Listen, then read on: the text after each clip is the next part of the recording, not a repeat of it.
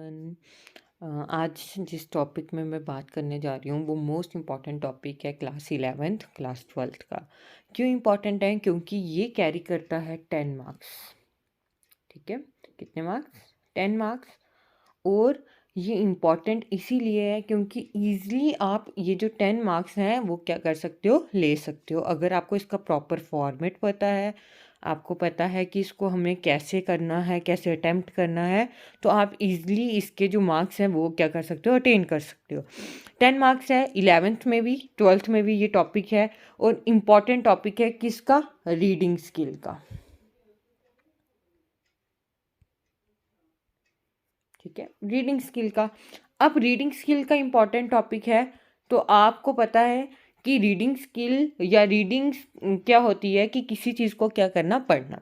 अब खाली किसी चीज़ को पढ़ना नहीं होता, हमने उसको पढ़ के उसको एनालाइज करना होता है, प्रॉपर तरीके से उसको इंटरप्रेट करना है कि वो जो लिखा हुआ पैसेज है वो हमें क्या बताना चाहता है। इस चीज़ को आप जब दिमाग में बिठाओगे कि रीडिंग स्किल है, इट मीन्स जब तक आप चीज़ को पढ़ते नहीं हो, समझते नहीं हो अच्छे से, तब तक आप उस चीज़ को कभी भी कर नहीं सकते हो, उसको परफॉर्म नहीं कर सकोगे। ठीक है, इसमें राइटिंग स्किल नहीं देखी जाएगी, इसमें रीडिंग स्किल मतलब आपको इसमें एक पैसेज दिया जाएगा, 3 to 4 पेजेस का होगा, आपको उसको पढ़ना है।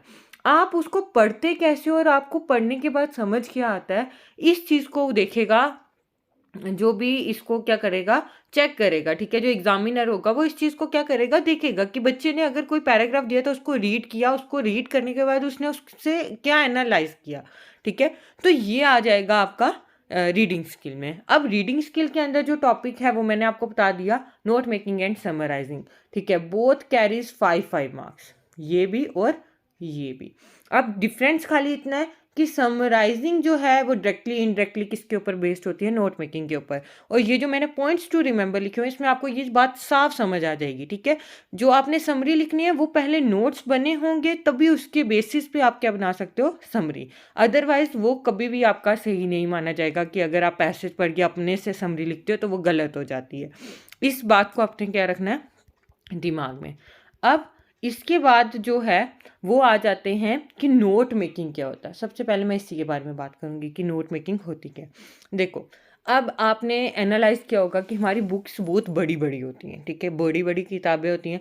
अब एग्ज़ाम टाइम देखो, हम क्या उन सभी किताबों को पढ़ सकते हैं? नहीं। ठीक है, हम इतना बर्डन अगर रिवीजन के लिए लेंगे तो फिर आपकी वो बुक्स कभी भी ख़त्म नहीं होंगी, आप रिवाइज नहीं कर सकते हो। सॉरी। तो आप क्या करते हो कि उसके लिए हम क्या करते हैं, शॉर्ट नोट्स बना देते हैं। क्या बना लेते हैं? Short notes. ठीक है, शॉर्ट नोट्स बना लेते हैं और हम क्या करते हैं, उन शॉर्ट्स नोट्स के ऊपर क्या करते हैं, इंपॉर्टेंट पॉइंट्स को लिख देते हैं ताकि हमें वो जल्दी से जल्दी रिवाइज हो सके, जल्दी से जल्दी वो हमारे दिमाग में बैठ जाए। क्यों दिमाग में जल्दी से बैठ जाएंगे? आप क्या करते हो, एक पेज पढ़ते हो, उसको पढ़ने के बाद आपको लगता है कि हाँ ये कुछ पॉइंट्स हैं जो काफ़ी इंपॉर्टेंट है, ये ऑब्जेक्टिव टाइप में पूछे जा सकते हैं, ये मुझे क्वेश्चन में हेल्प कर सकते हैं। एक पॉइंट लिख देते हो आप जैसे आपका एक 12th वालों का एक चैप्टर था टाइगर किंग।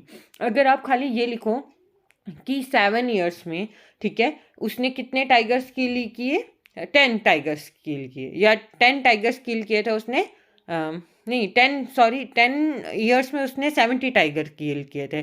तो आप अगर डायरेक्ट ये लिख देते हो, ठीक है, कि 10 ईयर्स में उसने क्या किया था, 70 टाइगर्स को किल किया था। ठीक है, मैं यहाँ लिख रही हूँ, 70 टाइगर्स को क्या किया, किल किया। अब देखो, आप जब इस चीज़ को खाली देखोगे, 10 ईयर्स और 70 टाइगर्स, आपके दिमाग में एकदम से पॉइंट क्या हो जाएगा, फिट हो जाएगा कि हाँ हमने यही पढ़ा था, टाइगर किंग ने 10 ईयर्स में 70 टाइगर्स को किल किया। अब देखो, मैंने इसको कितना ब्रीफ लिखा है, ब्रीफ है। ठीक है, पर देखो एक्सप्लेन ये बहुत लंबी चीज को कह रहा है कि टाइगर किंग ने किल किए 10 ईयर्स में 70 टाइगर्स। तो अब मैंने वो पूरी स्टेटमेंट लिखने के बजाय मैंने क्या कर दिया, उसको शॉर्ट नोट्स की फॉर्म में क्या कर दिया, लिख दिया। बस यही तरीका जो है वो आपने क्या करना है, अपने दिमाग में रखना है। ठीक है, अब आपको समझ आ गया होगा कि नोट मेकिंग होती क्या है। अब नोट मेकिंग वही है कि हमें शॉर्ट नोट्स बनाने हैं, इंपॉर्टेंट पॉइंट्स को क्या करना है, पैसेज से निकालना है और उसको क्या करना है, राइट डाउन करना है। इतना सा काम होता है, ठीक है।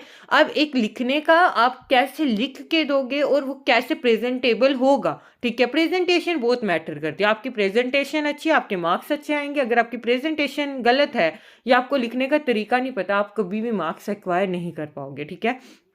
तो अब इसके बाद मैं बात करती हूँ पॉइंट्स टू रिमेंबर, कि जब आप नोट मेकिंग करोगे, जब आप समराइजिंग करेंगे, किस किस चीज़ों को अपने दिमाग में रखना है। तो फर्स्ट पॉइंट जो है इसका वो है सिलेक्ट रेलिवेंट डाटा। वही जो मैंने आपको बताया कि पैसेज पढ़ो, देन आप जब पढ़ते जाओगे ना, आप क्या करना, एक काम करना, पेंसिल अपने पास रखना। पेंसिल जो है वो मोस्ट इंपॉर्टेंट थिंग है, ठीक है। आप उसको जो आपको लगता है कि कुछ इंपॉर्टेंट चीज़, आप उसको अंडरलाइन करते हुए जाओ। देन लास्ट में वो जो रेलिवेंट डाटा उसको क्या कर लो, सिलेक्ट कर लो।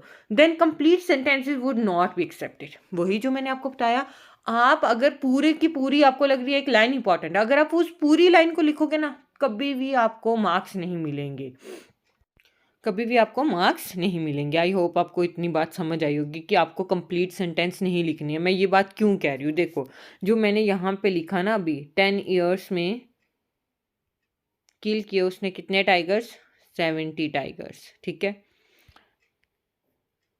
ठीक है। अब देखो ये मैंने लिखा पर आपको मीनिंग पूरा समझ आ रहा है, पर जब मैं इसको पूरे एक सेंटेंस में लिखूंगी, जैसे टाइगर किंग, देखते चलो आप, किंग किल 70 टाइगर्स इन 10 ईयर्स। अब आप डिफरेंस देखना, ठीक है। मैं पेन चेंज कर लेती हूँ। देखो डिफरेंस, ये आ गया शॉर्ट और ये आ गया लॉन्ग।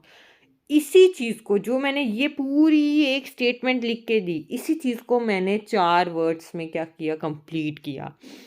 ऐसे ही आपको जो इम्पोर्टेंट लाइन लगती है उसको ब्रीफ करके लिखना होता है, क्योंकि कंप्लीट सेंटेंसेस को वो कभी भी एक्सेप्ट नहीं करते हैं। आपको ये बात क्या करनी है, अपने दिमाग में रखनी है, ठीक है। देन देखो नेक्स्ट पॉइंट क्या है जो आपने ध्यान में रखना है, try to use minimum amount of words.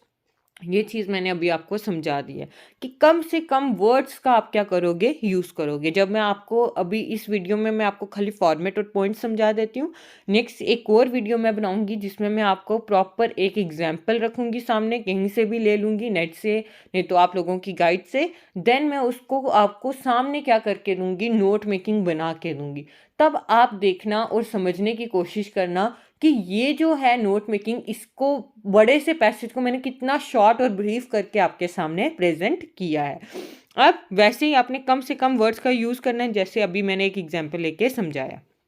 Then important example only, ठीक है, कि खाली आपने जो इम्पॉर्टेंट मोस्ट इम्पॉर्टेंट एग्जाम्पल है उसी का क्या करना है, इस्तेमाल करना है। और कोई जो मतलब आपको लगता है कि ये कॉमन है, सबको पता है, और मतलब इन चीज़ों को आपने नहीं लिखना, और जो आपको भी पता है, खाली उन एग्जाम्पल्स को लिखना जो आपको लग रहा है बहुत ज़्यादा इंपॉर्टेंट है, और उसी को आप क्या करोगे, इंक्लूड भी। Then give a suitable title. अब जो फॉर्मेट है, फॉर्मेट के टॉप में हम सबसे पहले उसको क्या देते हैं, टाइटल या हेडिंग बोल सकते हो। तो आपने उसको पैसेज को पढ़ोगे तभी आपको समझ आएगी कि आपका जो टाइटल है वो क्या बन सकता है। कई बार बच्चे पता है क्या गलती करते हैं, वो एक लाइन पढ़ते हैं और उसी लाइन में वो जो देखते हैं एक वर्ड है उसी को वो टाइटल की तरह ले लेते हैं। पर नहीं, हो सकता है पैसेज पढ़ते पढ़ते एंड तक जो है उसका पैसेज का पूरा मीनिंग ही क्या हो जाए, चेंज हो जाए। तो इस बात को आपने क्या रखना है, दिमाग में रखना है। Then at least 4 headings and 4 abbreviation is mandatory to use. ये बात आपने अपने दिमाग में बिठा लेनी है। कम से कम, सॉरी यहाँ पे मैंने हेडिंग्स लिखा हुआ है, आपको पता है कि ये सब हेडिंग्स की बात हो रही है, ठीक है। अब कम से कम 4 सब हेडिंग्स होनी चाहिए, इससे ज़्यादा जितनी मर्जी बनाओ आप, ठीक है, पर इतनी भी ज़्यादा ना हो कि एग्जामिनर पढ़ते पढ़ते बोर हो जाए, क्योंकि मैंने आपको बोला इंपॉर्टेंट पॉइंट्स रखने हैं। तो कम से कम 4 सब हेडिंग्स बनानी है, और कम से कम उसमें 4 एब्रीवेशंस का क्या करना है, यूज़। एब्रीवेशन समझते हो, शॉर्ट फॉर्म किसी भी वर्ड की। क्यों?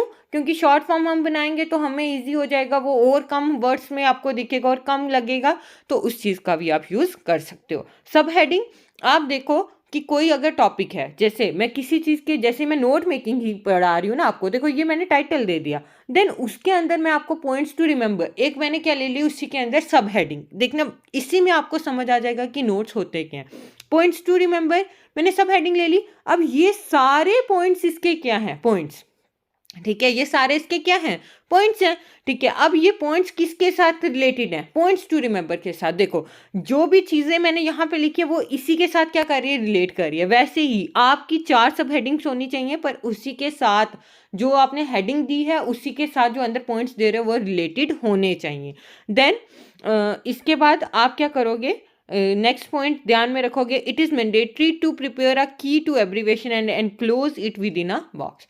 जब आपने नोट्स बना लिए उसमें आपने ये जितनी भी एब्रीवेशंस क्या की होंगी, यूज़ की होंगी, ठीक है, क्या की होंगी, यूज़। आप उसके लिए क्या बनाओगे, बॉक्स, क्या बनाओगे, बॉक्स, ऊपर लिखोगे की टू एब्रीवेशन, और जितनी एब्रीवेशन यूज़ की होगी यहाँ उसकी एब्रीवेशन और यहाँ पे उसकी फुल फॉर्म, फुल मतलब वर्ड लिखना है आपने, यहाँ पे फुल फॉर्म और यहाँ पे उसका कंप्लीट वर्ड, ताकि आपके एग्जामिनर को पता चल जाए कि आपने जो वर्ड्स लिखे हैं या एब्रीवेशन यूज़ किया उसका वर्ड का मतलब क्या। क्यों, क्योंकि कई बार ऐसा होता है कि कई वर्ड्स के 2-3 और मतलब एब्रीवेशन के 2-3 और चीज़ें बन सकती हैं, तो ये ना हो कि वो उस चीज़ से क्या हो जाए, कंफ्यूज हो जाए, या आप अपने लिए अगर बना रहे हो तब भी इस चीज़ का ध्यान रखना है कि आप खुद ही एंड टाइम पे कंफ्यूज ना हो जाओ। इसीलिए की टू एब्रीवेशन क्या होती है, इंपॉर्टेंट होती है।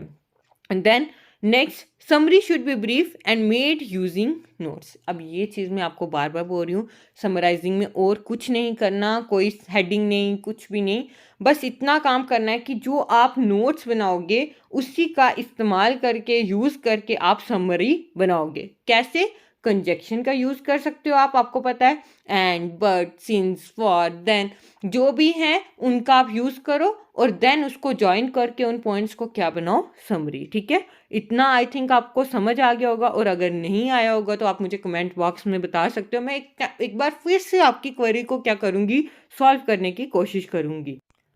तो आपको अब उतनी चीज़ें समझ आ गई होंगी। अब इसका फॉर्मेट है, सिंपल सोबर फॉर्मेट है, मैं 2 मिनट में इसको समझा देती हूँ, देन जो एग्जाम्पल है वो मैं नेक्स्ट वीडियो में क्या करूँगी, कवर करूँगी। अब नोट मेकिंग का फॉर्मेट क्या है, ठीक है, ये नोट मेकिंग का फॉर्मेट है। समराइजिंग मैंने आपको बोला बस इन्हीं को हमने ज्वाइन करना होता है। तो उस नोट मेकिंग का फॉर्मेट में सबसे पहले आती है उसकी हेडिंग या टाइटल, वेट, क्या आएगा, हेडिंग या टाइटल, ठीक है। हेडिंग या टाइटल जब आपने लिख लिया, इसके बाद आपको मैंने बोला कि एटलीस्ट 4 सब हेडिंग्स होनी चाहिए, एटलीस्ट 4 सब हेडिंग्स होनी चाहिए। आप इस वीडियो में देख सकते हो, ठीक है, 1 2 3 4, ठीक है, एंड देन की टू एब्रीवेशन आपके सामने है, ठीक है। अब देखो क्या होता है कि फर्स्ट सब हेडिंग, जैसे मैं यहाँ पे लेट कर लेती हूँ कि मेरे को एक पैसेज मिला, वो किसके बारे में था, जैसे सोशल मीडिया के बारे में था, ठीक है, किसके बारे में था, सोशल मीडिया के बारे में। आप साथ साथ समझने की कोशिश भी करना है इसको, जैसे यहाँ पे टाइटल में लिख देती हूँ सोशल मीडिया, ठीक है। अब ये मेरा टाइटल, अब देखो एक जगह हो सकता है जब स्टार्टिंग में हम बात कर रहे हैं तो मैं सोशल मीडिया के बारे में ही बात कर रही हूँ, ठीक है, तो मैं यहाँ पे टाइटल के सब हेडिंग भी कह दूँगी सोशल मीडिया, देन उसके बीच कुछ पॉइंट्स होंगे कि सोशल मीडिया क्या है, कैसे चलाते हैं, किसके थ्रू यूज़ करते हैं ना, जैसे हम लैपटॉप में यूज़ कर सकते हैं सोशल मीडिया, अपने फ़ोन्स में यूज़ कर सकते हैं, टैबलेट्स में यूज़ कर सकते हैं, उन सब चीज़ों को आपने क्या करना है, पॉइंट आउट करना है। तो आप ये लिखोगे सोशल मीडिया यूज़ थ्रू, ठीक है। अब एक और बात है, देखो मैंने यहाँ पे 2-3 बात बोली, use through phones, tabs, laptop, ठीक है। अब देखो ये 3 क्या है, एग्जाम्पल्स हैं। अब यहाँ पे अगर मैं ये यूज थ्रू सब हेडिंग दूंगी फर्स्ट, ठीक है, तब मैं इनको इसके पॉइंट्स बना सकती हूँ। अब आप यहाँ पे एक चीज़ नोटिस करोगे, मैंने यहाँ 1A 1B 1C लिखा है, ऐसा क्यों लिखा है, और देखो थोड़ा सा मैंने आगे आगे करके लिखा है, ताकि पढ़ने वाले को सामने समझ आए या हमें सामने समझ आए कि ये फर्स्ट सब हेडिंग है, इसके अंदर फर्स्ट का ही ए पार्ट है, फर्स्ट का ही बी पार्ट है और फर्स्ट का ही सी पार्ट है, ठीक है। इसीलिए मैंने क्या किया, इसको ऐसे लिखा। अब देखो मैंने इसका वैसे लिखा, use through phones, tabs, laptop. अब कई बार क्या होता है, इसके अलावा कुछ पॉइंट्स होंगे, हो सकता है पॉइंट 1 वो बन जाए, पॉइंट 2 वो बन जाए, और तीसरा पॉइंट जो मेरा बने वो बने यूज थ्रू। ठीक है, तब मैं क्या करूंगी, इसके अंदर एग्जाम्पल लिखनी है, तब इसको अलग से 1D 1E 1F का नाम नहीं दूंगी, क्योंकि उसको समझ नहीं आएगा। तब क्या होगा, जब पॉइंट के अंदर कुछ और लिखना है, तब वो पॉइंट कन्वर्ट हो जाता है किसमें, सब हेडिंग में। किसमें हो जाता है, सब हेडिंग में। देखो अब ये है पॉइंट फर्स्ट का ही है, पर ये इसके अंदर और पार्ट्स आने के कारण ये सब हेडिंग बन गई। क्यों, क्योंकि इसके अंदर फोन्स लिखने थे, टैब्स लिखने थे और लैपटॉप लिखने थे। तो अब ये इसका पार्ट थे, तभी मैंने यहाँ नंबरिंग क्या दी, 1C1। ठीक है, फर्स्ट सब हेडिंग का, सी पार्ट का फर्स्ट सब पॉइंट। ठीक है, फर्स्ट हेडिंग का, सब हेडिंग का सी पार्ट का भी क्या, फर्स्ट पॉइंट या फर्स्ट सब पॉइंट। ठीक है, तो वो क्या आ गया, फोन, टैब्स एंड लैपटॉप। तो ऐसे आपने चीज़ों को क्या करना होता है, अरेंज करना होता है। अब देखो वैसे ही आप सब हेडिंग 2 ले सकते हो, 3 ले सकते हो, 4 ले सकते हो। अब देखो कंपलसरी नहीं है कि एक ही पॉइंट बनेगा, कंपलसरी नहीं है कि 2 पॉइंट बनेंगे, कंपलसरी नहीं है कि 3 पॉइंट्स बनेंगे। ठीक है, हो सकता है कि एक पॉइंट बने, हो सकता है 2 बने, और हो सकता है 3 बने। और कई बारी क्या होगा कि पॉइंट्स जो होंगे उसमें आपको क्या मिलेंगी, सब हेडिंग्स भी मिलेंगी, और कंपलसरी नहीं है कि सब हेडिंग होगी ही होगी। अब आपने इसी बात का ध्यान रखना है कि कुछ भी हो सकता है, और आपने एटलीस्ट 4 सब हेडिंग्स का यूज़ करना। और ध्यान इस बात का भी रखना कि आपने क्या करना है, की का या एब्रीवेशन का यूज़ करना है। जैसे मैंने आपको बताया कि हम सोशल मीडिया ले लेते हैं। अब थर्ड में जैसे मैं ले लेती हूँ कि इफ़ेक्ट्स की बात हो रही है। ठीक है, कि इफ़ेक्ट्स क्या हैं सोशल मीडिया के। ठीक है, तो जैसे मैं ये थर्ड ले लिया, अब 3.1 या 3.A ले लिया, तो इफ़ेक्ट मुझे ऐसे लग रहा है कि मेरी आई साइट पे सोशल मीडिया का ज़्यादा यूज़ करने के कारण इफ़ेक्ट पड़ रहा है। ठीक है, तो मैं यहाँ लिख देती हूँ ऑन आईज।